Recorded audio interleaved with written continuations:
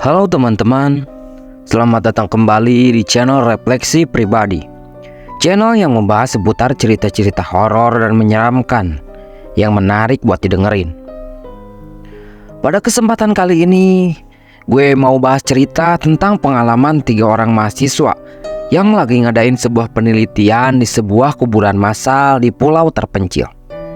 Tetapi mereka malah ngelihat sebuah ritual penyiksaan dan pembunuhan yang dilakuin sama penduduk di pulau itu. Tapi sebelum lanjut ke ceritanya, gue mau ngucapin terima kasih dulu nih buat kalian yang udah setia nontonin video-video gue sebelumnya. Nah, buat kalian yang baru mampir, jangan lupa buat subscribe, aktifin lonceng notifikasinya, dan jangan lupa like video ini kalau kalian udah siap dengerin cerita serem kita kali ini. Tanpa berlama-lama lagi, yuk kita mulai. Yuni, seorang mahasiswi jurusan arkeologi di salah satu universitas, sedang bersiap-siap untuk berangkat ke sebuah pulau terpencil di Indonesia. Ia mendapatkan tugas kuliah untuk meneliti sebuah kuburan massal yang berada di pulau tersebut. Yuni akan berangkat bersama 2 temannya, Raka dan Riko. Mereka juga mahasiswa jurusan arkeologi dan sangat bersemangat untuk melakukan penelitian itu. Pagi itu mereka berangkat menggunakan pesawat, kemudian melanjutkan perjalanan dengan kapal laut menuju pulau tujuan mereka. Dan akhirnya, Yuni, Raka, dan Riko tiba di pulau tersebut setelah menaiki sebuah kapal nelayan yang disewa oleh mereka. Mereka disambut oleh seorang pemandu wisata yang bernama Bima, yang merupakan penduduk asli di pulau itu. Bima adalah seorang pria tua yang ramah dan berpengetahuan luas. Ia menawarkan untuk mengantar mereka ke lokasi kuburan massal dan memberikan informasi tentang sejarah dan budaya di pulau itu. Yuni dan teman-temannya sangat senang dengan tawaran Bima. Mereka segera naik ke kapal nelayan Bima dan berangkat menuju lokasi kuburan massal. Perjalanan menuju lokasi kuburan massal memakan waktu sekitar 1 jam. Selama perjalanan, Bima menceritakan tentang sejarah dan budaya pulau tersebut.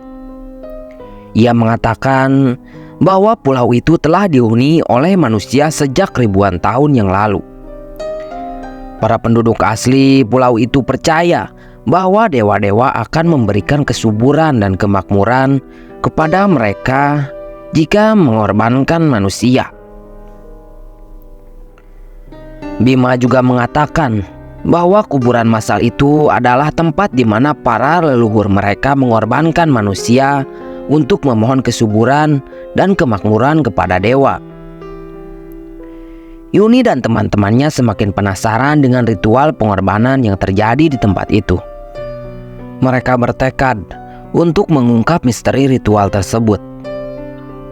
Akhirnya mereka tiba di lokasi kuburan massal. Kuburan itu terletak di sebuah lembah yang dikelilingi oleh pepohonan. Kuburan itu sangat besar dan dipenuhi oleh tulang belulang manusia.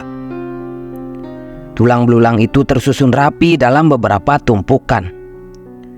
Yuni, Raka, dan Riko mulai melakukan penelitian di lokasi kuburan massal. Mereka menggunakan berbagai peralatan untuk meneliti kuburan itu, seperti penggali, kuas, dan kamera. Mereka juga melakukan penelitian kepada tulang-tulang manusia yang ditemukan di dalam kuburan itu. Mereka mencatat jenis kelamin, usia, dan kondisi tulang belulang tersebut. Mereka juga mencatat jenis benda-benda yang ditemukan di dalam kuburan itu. Benda-benda tersebut meliputi perhiasan, senjata, dan peralatan ritual. Salah satu benda yang menarik perhatian mereka adalah sebuah keris yang terbuat dari tulang manusia. Keris itu sangat indah dan terukir dengan pola yang rumit. Mereka juga menemukan beberapa gelang dan kalung yang terbuat dari tulang manusia.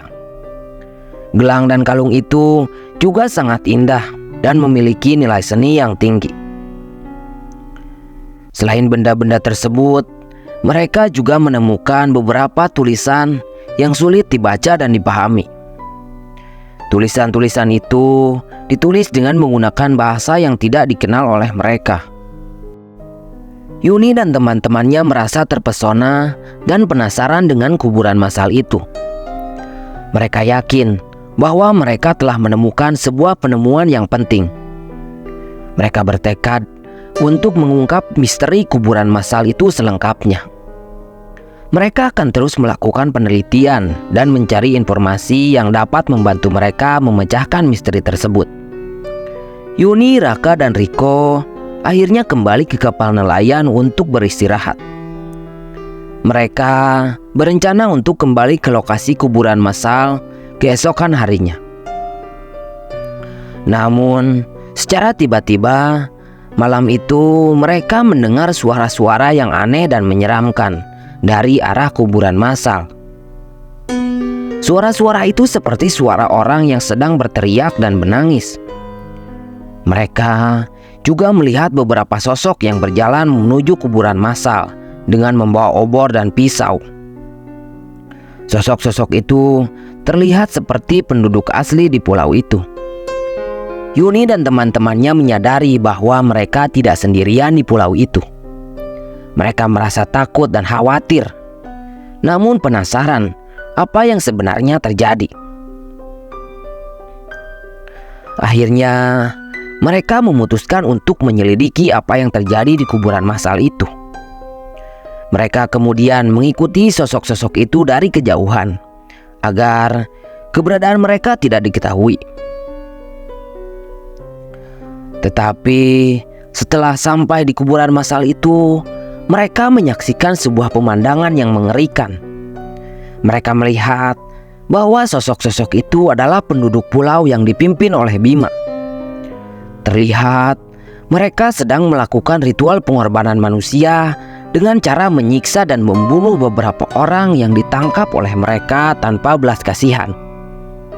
Mereka menyadari bahwa mereka telah menemukan sebuah rahasia yang seharusnya tidak mereka ketahui.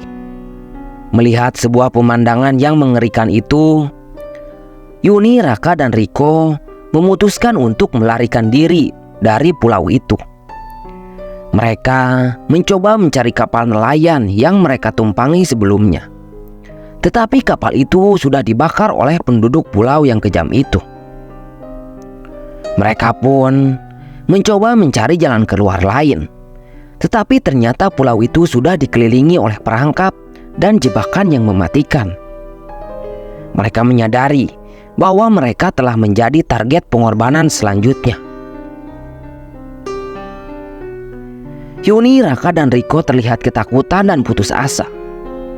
Mereka takut Bima dan penduduk asli pulau itu menemukan keberadaannya dan akan membunuh mereka semua dengan cara yang kejam sebagai persembahan.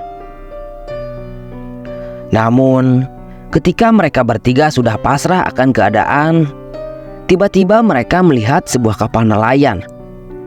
Mereka pun segera memanggil kapal itu dan berhasil lolos dari pulau itu dengan bantuan seorang nelayan yang kebetulan lewat di dekat pulau. Nelayan itu adalah seorang pria paruh-baya yang sudah biasa berlayar di sekitar wilayah itu. Dia terkejut melihat Yuni, Raka, dan Riko dan langsung menawarkan bantuan.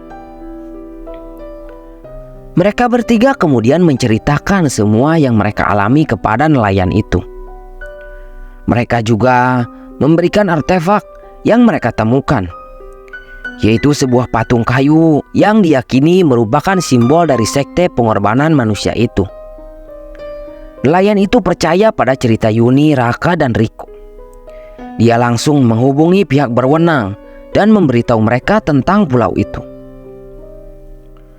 Pemerintah pun kemudian mengirim tim untuk menyelidiki pulau itu. Tim tersebut menemukan bahwa pulau itu memang merupakan tempat di mana sebuah sekte masih mempraktikkan ritual pengorbanan manusia. Tim pemerintah pun berhasil menangkap Bima dan para pengikutnya.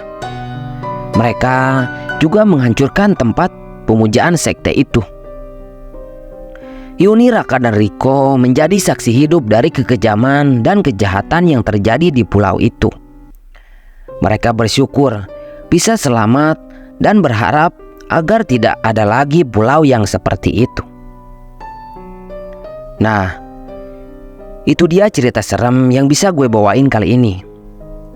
Kalau kalian suka dan belum subscribe, yuk langsung aja ditekan tombolnya. Dan jangan lupa buat aktifin lonceng notifikasinya biar nggak ketinggalan cerita seru selanjutnya. Kalau ada cerita misteri atau cerita horor yang kalian pernah alamin, share aja di kolom komentar. Siapa tahu cerita kalian bisa jadi bahan video selanjutnya. Terima kasih udah nemenin gue. Sampai ketemu di cerita horor berikutnya. Selamat tinggal.